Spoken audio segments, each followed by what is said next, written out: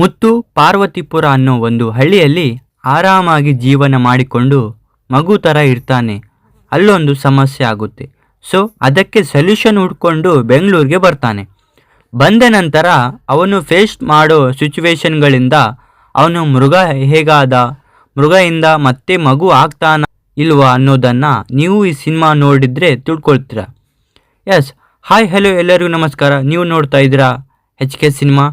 ಯಕ್ಕ film by Rohit Padaki and team starring Yuvaraj Kumar, Sampada and Sanjay Anand in lead roles. Rohit ಅವರು ಹಿಂದಿನ cinema ನೋಡಿ ಅವರ ಸ್ಟ್ರಾಂಗ್ ಝೋನ್ ಏನು ಅನ್ನೋದು ನನಗೆ ಪ್ರಾಪರ್ ಆಗಿ ಗೊತ್ತಿತ್ತು.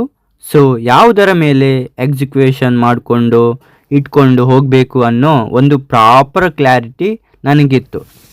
ಆ್ಯಂಡ್ ಸಿನಿಮಾದಲ್ಲೂ ಅದು ನನಗೆ ವರ್ಕ್ ಆಯಿತು. ಮೆಜಾರಿಟಿ ಸಿನಿಮಾನು ನನಗೆ ವರ್ಕ್ ಆಯಿತು ಅಂತ ಹೇಳ್ತೀನಿ. ಬನ್ನಿ ಇನ್ ಡೀಟೇಲ್ ಆಗಿ ನನಗೆ ಏನು ಇಷ್ಟ ಆಯಿತು, ನನಗೇನು ಕಷ್ಟ ಆಯಿತು ಅನ್ನೋದನ್ನು ಡಿಸ್ಕಸ್ ಮಾಡುವ. ಆದರೆ ಅದಕ್ಕಿಂತ ಮುಂಚೆ ಚಾನಲ್ಗೆ ಫಸ್ಟ್ ಟೈಮ್ ಬಂದಿದ್ದರೆ ವಿಡಿಯೋನ ಫುಲ್ ನೋಡಿ. ವಿಡಿಯೋ ಇಷ್ಟ ಆದರೆ ಮಾತ್ರ ಲೈಕ್ ಮಾಡಿ ಹಾಗೂ ಸಪೋರ್ಟ್ ಮಾಡಿ. ಸಿನಿಮಾದಲ್ಲಿ ನನಗೆ ಇಷ್ಟ ಆಗಿದ್ದು ಕ್ಯಾರೆಕ್ಟ್ರಿಕ್ and emotions. Muttu, Ratna, Pammi, daddy, Mastan ಈ ಪಾತ್ರಗಳು ಸಿನಿಮಾಗೆ ಸ್ಟ್ರಾಂಗ್ ಫಿಲ್ಲರ್ಸ್ ಆಗಿ ನಿಂತಿವೆ.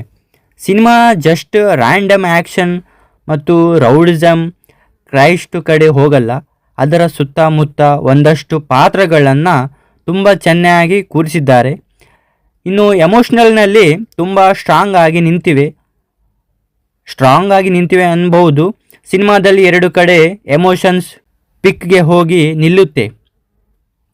ಮಗುವಿನಿಂದ ಮೃಗ ಆಗೋ ಎಪಿಸೋಡು ಹಾಗೂ ಮೃಗ ಆಗಿರುವಾಗ ಆ ರಿಯಲೈಸೇಷನ್ ಆ್ಯಂಡ್ ಮತ್ತೆ ಮಗು ಆಗಬೇಕು ಅಂತ ಅನಿಸುವಾಗ ಕ್ಯಾರೆಕ್ಟರ್ ಜೊತೆ ಸಖತ್ತಾಗಿ ಆ್ಯಕ್ಟ್ ಮಾಡಿದ್ದಾರೆ.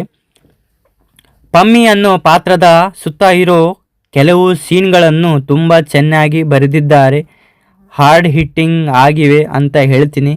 ಪಕ್ಕಾ ಆ ಎಮೋಷನ್ಸ್ ನಮಗೂ ಫೀಲ್ ಆಗೇ ಆಗುತ್ತೆ.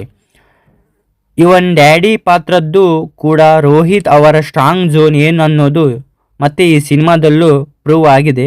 ಎಮೋಷನ್ನ ತುಂಬ ಚೆನ್ನಾಗಿ ಹ್ಯಾಂಡಲ್ ಮಾಡ್ತಾರೆ. ಪಿಕ್ ರೈಟಿಂಗ್ ಅನ್ನಬಹುದು ಈ ವಿಚಾರದಲ್ಲಿ. ಮುತ್ತು ಇನ್ನು ಪಾತ್ರದ ಕಡೆ ಬಂದರೆ ಸಿನಿಮಾ ನಿಂತಿರೋದು ಆ ಪಾತ್ರದ ಮೇಲೆ. ಅವರು ಹೇಳಿರೋ ಹಾಗೆ ಅವನಲ್ಲಿ ಮಗುನೂ ಇದೆ ಮತ್ತು ಮೃಗನೂ ಇದೆ. ಆ್ಯಂಡ್ ಇದನ್ನು ಸ್ಕ್ರೀನ್ ಮೇಲೆ ನೀಟಾಗಿ ಕನ್ವೆ ಮಾಡಿದ್ದಾರೆ ಅಂತಲೂ ಹೇಳ್ತೀನಿ. ಗೊತ್ತಾಗುತ್ತೆ ನಮಗೆ ಆ ಡಿಫರೆನ್ಸ್ ಅನ್ನೋದು. ಈ ಸಂಪದ ಅವರಿಗೆ ಸಿಕ್ಕಿರೋ ಪಾತ್ರ ಕೂಡ ಚೆನ್ನಾಗಿದೆ ಅಂತ ಹೇಳ್ತೀವಿ ಈ ಸಿನಿಮಾದಲ್ಲಿ. ಆ್ಯಂಡ್ ಆದಿತ್ಯ ಅವರ ಪಾತ್ರ ಸ್ಪೆಷಲ್ ಏನಿಲ್ಲ, ರೌಡಿಗಳನ್ನು ಹೊಡೆಯೋಕೆ ಬರೋ ಮತ್ತೊಬ್ಬ ಪೊಲೀಸ್ ಆಫೀಸರ್ ಅಷ್ಟೇ. ಬಟ್ ಅವರ ಪರ್ಫಾರ್ಮೆನ್ಸ್ ಆ್ಯಂಡ್ ಪ್ರೆಸೆನ್ಸ್ ಆ ಕ್ಯಾರೆಕ್ಟರ್ನ ಸ್ಪೆಷಲ್ ಮಾಡಿದ್ದೆ. ನೆಕ್ಸ್ಟ್ ಇದರ ಫಸ್ಟ್ ಹಾಫ್ ತುಂಬ ಚೆನ್ನಾಗಿ ವರ್ಕ್ ಆಯಿತು. ಪ್ರೊಸೀಡಿಂಗ್ಸ್ ತುಂಬ ಚೆನ್ನಾಗಿವೆ, ಇಂಟ್ರೆಸ್ಟಿಂಗ್ ಆಗಿ ಹೋಗ್ತಾ ಇರುತ್ತೆ ಈ ಸಿನಿಮಾ. ಇನ್ನು ನರೇಷನ್, ಬ್ಯಾಂಗಲ್, ಬಂಗಾರಿ ಸಾಂಗು ಥಿಯೇಟರ್ನಲ್ಲಂತೂ ಕ್ರೇಜಿ ವೈಬ್ ಕೊಡುತ್ತೆ. ಅದರ ನಂತರ ಫ್ರೀ ಇಂಟರ್ವೆಲ್ ಎಪಿಸೋಡಿಂದ ನರೇಷನ್ ಹೆವಿ ಟೈಟ್ ಆಗಿ ಹೋಗಿದೆ. ಎಮೋಷನ್ಸ್ ಹೆವಿ ಇನ್ಸೆನ್ಸ್ ಆಗಿ ಹೋಗುತ್ತೆ. ಆ್ಯಂಡ್ ಒಂದು ಹೈ ನೋಟ್ಲಿ ಇಂಟರ್ವೆಲ್ ಎಪಿಸೋಡ್ ಕೂಡ ಇದೆ. ಆ ಕಾನ್ಸೆಪ್ಟ್ ಇಷ್ಟ ಆಯಿತು ನನಗೆ.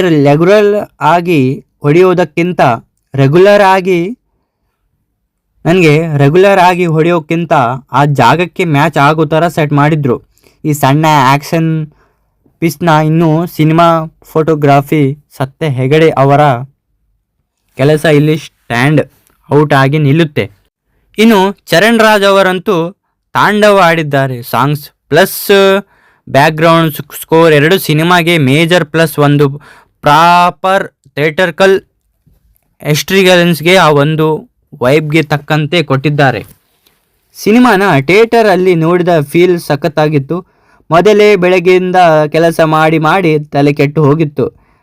ಸಂಜೆ 7 ಗಂಟೆ ಶೋಗೆ ಹೋದ್ಮೇಲೆ ನಾನು ಒಳ್ಳೆಯ ರಿಲೀಫ್ ಸಿಕ್ತು ನನಗಂತೂ. ಇನ್ನು ಪರ್ಫಾರ್ಮೆನ್ಸ್ ವಿಚಾರಕ್ಕೆ ಬಂದರೆ ಅವರ ಹಿಂದಿನ ಸಿನಿಮಾಗೆ ಕಂಪೇರ್ ಮಾಡಿದರೆ ತುಂಬ ಚೆನ್ನಾಗಿ ಪರ್ಫಾರ್ಮೆನ್ಸ್ ಮಾಡಿದ್ದಾರೆ.